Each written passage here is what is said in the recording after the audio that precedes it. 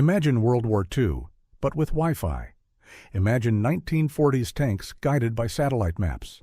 Imagine code breakers using early AI to crack enemy ciphers in seconds.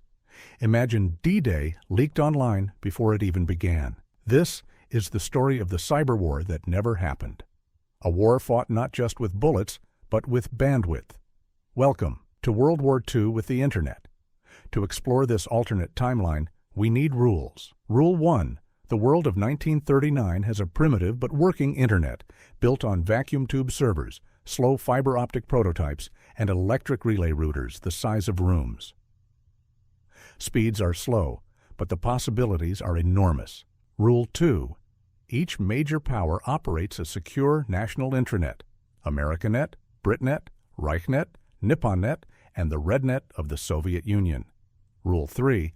Social media exists, barely. Think early Twitter mixed with Telegram culture. Messages are text only, no memes, no videos.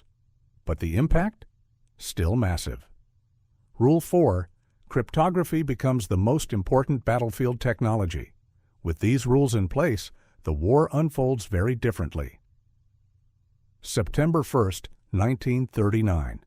The world watches in shock as live battlefield updates spread online.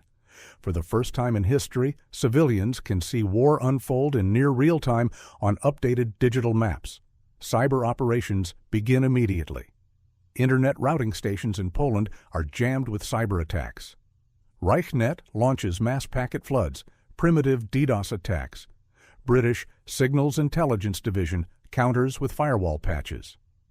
This is the world's first modern cyber war. Instant propaganda war governments race to control the narrative. London publishes daily updates on bombings. Berlin broadcasts encrypted speeches. Washington releases diplomatic statements online. The power of information becomes as important as tanks. In our timeline, the Allies spent years cracking the Enigma cipher. But with the Internet, something extraordinary happens. Alan Turing creates the world's first AI-assisted codebreaker.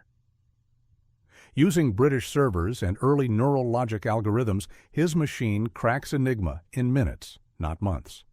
Once Enigma collapses, the war transforms overnight. U-boat locations appear on Allied naval dashboards. Supply routes become nearly impossible to ambush. Secret diplomatic messages are exposed instantly. The German High Command panics. They rush to release Enigma 2, a fully digital 256-bit encryption system. But they are too late. The Allies now read Reichnet like an open book. This moment, more than any bomb, may be the single most important turning point in this alternate war. In 1940, the skies over Britain erupt into chaos. But this time, radar is enhanced with a digital data link system. Real-time targeting pilots receive live position updates of enemy bombers. British command can redirect squadrons in seconds. Reichnet strikes back. Germany launches malware attacks into RAF systems. False radar echoes. Ghost squadrons scrambled flight paths. For the first time, the outcome of an air battle depends not on engines, but on algorithms. Yet Britain holds the line. A cyber-resilient firewall keeps the Luftwaffe blind. This victory may save the country. December 7, 1941. In our history, radar spotted the incoming planes but was ignored. Here, the story is much darker. Japan launches a coordinated military plus cyber strike. Hours before the attack, Nipponnet hackers strike. Hawaiian radar networks are overwhelmed. Digital maps fail communication relays. Crash American Net suffers a full blackout. When the first bombs fall, no one truly knows what's happening. Cyber Pearl Harbor changes America forever. Congress immediately declares not only war, but the creation of a new military branch, the United States Cyber Defense Corps, USCDC. The digital arms race intensifies. D-Day may be the greatest military secret ever kept. But in a world with the Internet, secrecy becomes fragile. The leak begins. A young Allied signals officer accidentally uploads a logistics update to a public Britnet forum, revealing time windows, weather patterns, and transport numbers. Nothing critical. but enough to raise suspicion. Reichnet detects the pattern German analysts, aided by early AI search tools, match the upload with unusual troop movements. They don't know the exact beach. They don't know the exact hour. But they know something is coming. D-Day becomes the first online battlefield.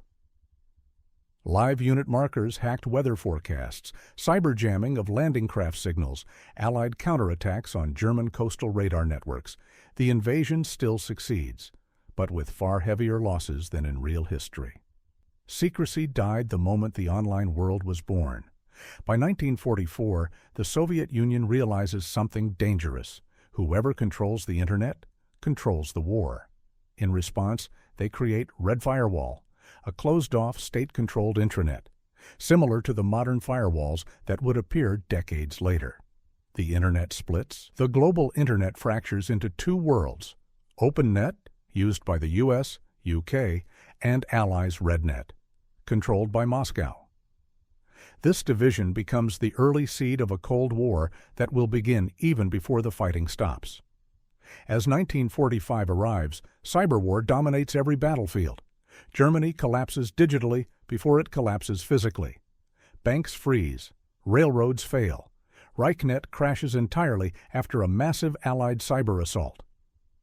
When the armies advance through Europe, most cities are already isolated, confused, and unable to coordinate.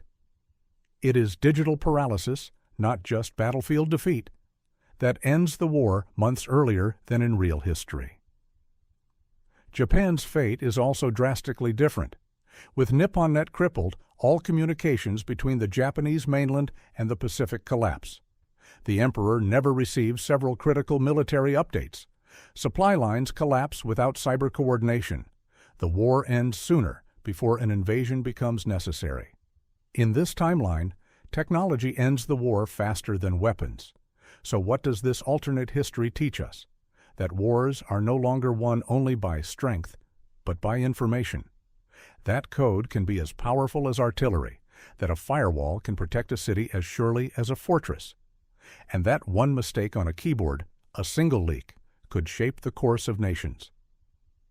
World War II. With the Internet isn't just a story about technology. It's a reminder that the next war, one we hope will never come, may be fought on screens long before it reaches the battlefield. Thank you for watching. Stay curious and never underestimate the power of information.